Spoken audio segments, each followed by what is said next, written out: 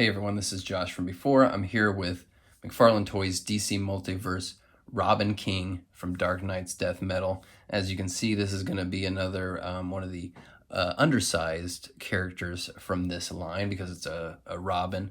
And it looks like they're going to be reusing a little bit, taking some of the elements that they kind of engineered for these, for the Robin Crow and for the Damian Wayne Robin. Mostly new sculpt, but reuse of some of the pieces and the engineering of those smaller characters, so we know a little bit of what to expect from them.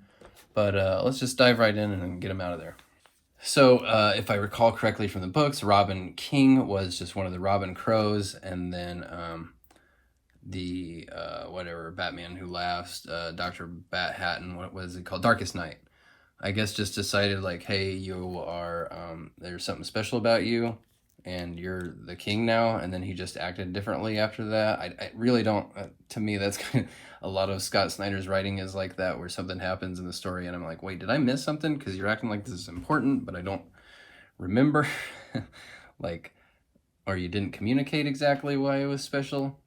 And I feel a little lost, but that's just me. This guy actually, right out of the package, is, I think, the coolest of these Robins that they've done. Just a really rad design, really cool. He's got these big feathers on his shoulder that remind me of Brian Eno. If you don't know who Brian Eno is, he's a producer now, but he back in the day, he was a musician, and he was like kind of a glam rock star, and he kind of hung out with like Bowie and like Lou Reed and those cool guys, And these feathers look amazing. They've been doing cool stuff with this softer material for a while, basically since this line started, but this is one of the coolest things they've done with that material. This is just wild. I can't tell. I think it's all one piece. It might be layered. I don't know exactly how they achieved this, like as far as how they mold something like that that's like poking out in all different directions. But it looks amazing, and it's a dark green with these purple highlights on him that give him a lot of depth, and it just looks fantastic. This cape, this might be the most impressive cape that they've done in this whole line. It's got, you can see this texture, like it's knit fabric, but it's got these very subtle little creases and dimples in it. It's really impressive, and just curves around, curves forward there at the edges. This is a work of art right there. This is really excellent. And then obviously up into his chainmail head wrap sort of thing with this crown of thorns on the top. Wish we could have gotten like a little black wash on these sticks, these branches, because they look a little plain, but again, really impressive the way these just poke out in all different kinds of directions. You know what I mean? Like, you know what I mean? When you just see it in 3 dimensions, in front of you, it's really...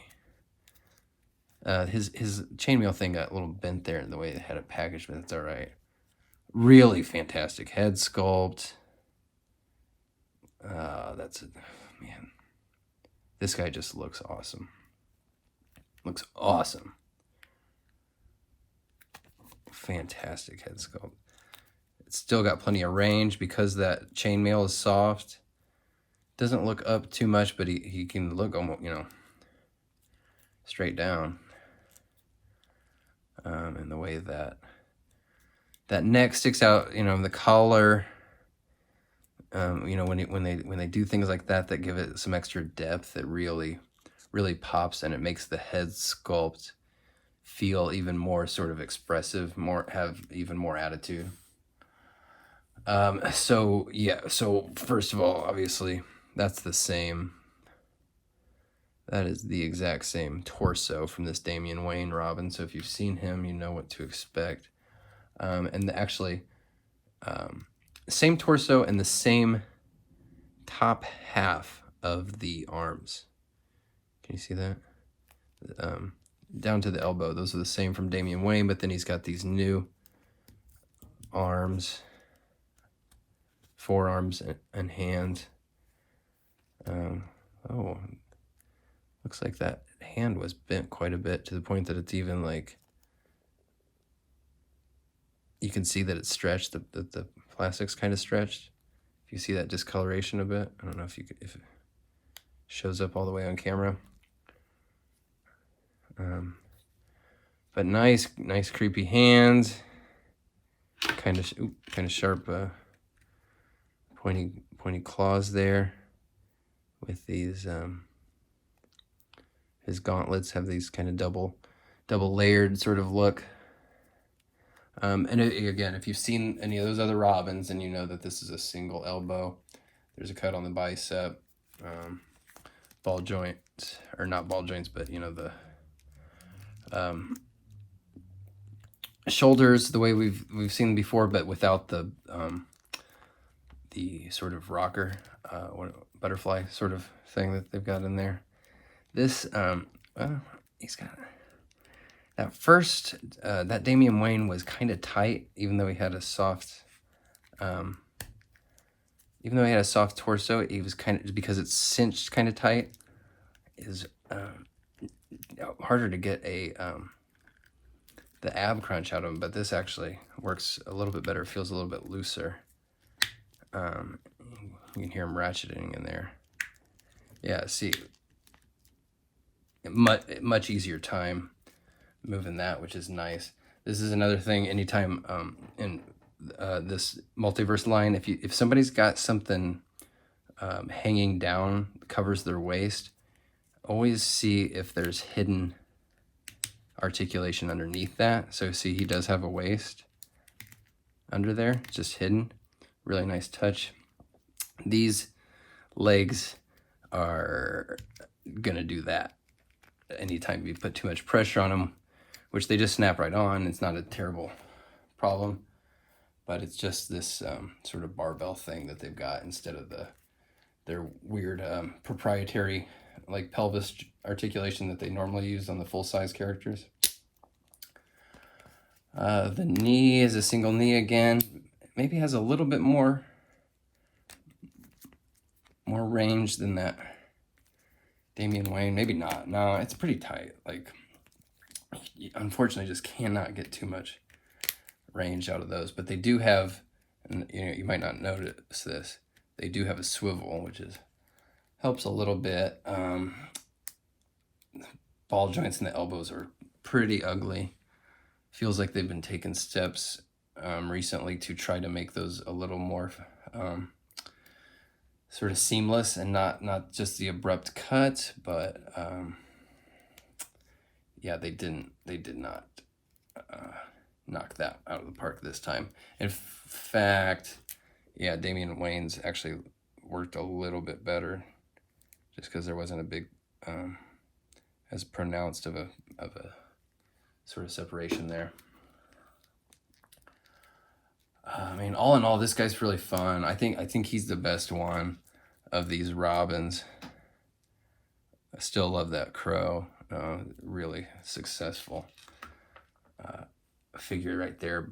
This is definitely takes the best of what the Damian Wayne had and kind of takes it a little bit further, even better.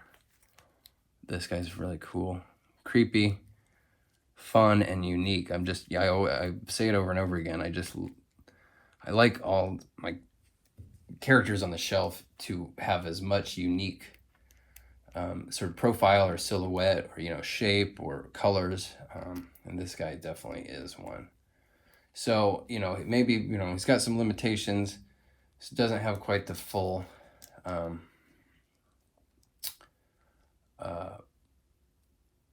benefits as a full-size character from this line as far as just, you know, range of motion, but a great look. And let me grab real quick. So he does have, he did come with 2 extra hands, which one is a left fist and a right hand, which is kind of an accessory gun hand. Could also work as just an empty gesture hand because he doesn't have any accessories. And these are okay, but really, I mean, anytime somebody comes with more uncommon sort of gesture hands, I'm always going to use those every single time. I'm not going to just default to gun hand or fist. I want that unique flavor that only this character has, which is more evident in these unique hands. So that's Robin King. This cape is just, I can't look at that cape. Look at this feather shawl thing. It's that just is fantastic looking.